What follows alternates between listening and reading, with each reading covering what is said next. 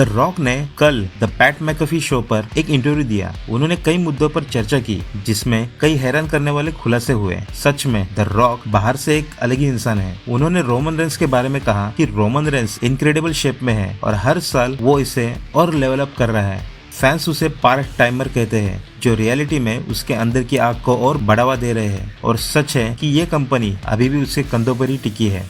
The rock ने Paul Heyman पर भी टिप्पणी की। उन्होंने कहा पॉल हेमन इस बिजनेस में पले बड़े हैं और उन्हें ये बिजनेस बहुत ही पसंद है। पॉल एक लॉन्ग गेम थिंकर है। जब बात आती है जेकब फाटू की तो वो कहते हैं कि उन्हें जेकब फाटू बहुत ही पसंद है और वो एक डिफरेंट लेवल पर उड़ान भर रहा है। जब जेकब फाटू रिंग में होता है तो अपनी सोल और पैशन को डिलीवर करता है। पिछली बार जब रॉक एक इवेंट में गए थे तो उन्होंने उसे एक जोर की झप्पी लगाई थी और जेकब ने रॉक को बताया था कि the rock saves his life. The rock ने उनके कोडी रोड्स और जॉन सीना के स्टोरी लाइन पर भी चर्चा की। उन्होंने कहा कि एलिमिनेशन चैम्बर के करीब एक महीने पहले उन्हें एरी एम्यूनुअल का फोन आया था क्योंकि टिकट की बिक्री उम्मीद से कम थी। तो ट्रिपल एच और रॉक ने एलिमिनेशन चैम्बर से पहले चर्चा की और ट्रिपल एच ने कहा कि जॉन सीना के हिल बनने के बारे में क्या ख्याल है। उन्होंने जॉन को हिल बनने का आइडिया पसंद आया और फाइनल बॉस के लिए रेसलमेनिया में उस फिनिश में शामिल न होना सबसे अच्छा था। और तब उन्होंने कोडी रोड्स द्वारा सेलिंग योर सोल के एंगल को और जॉन सीना के हील के एंगल पर चर्चा की।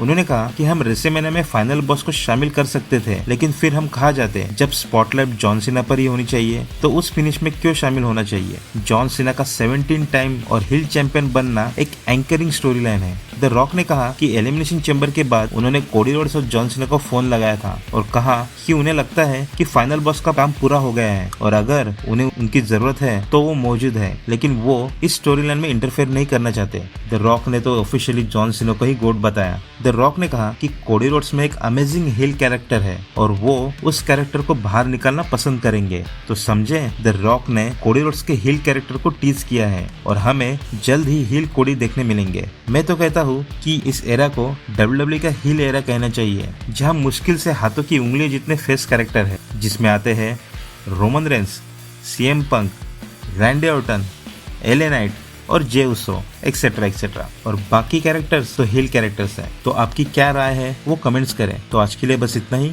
अगर ये वीडियो आपको पसंद आए तो लाइक, शेयर और सब्सक्राइब करें।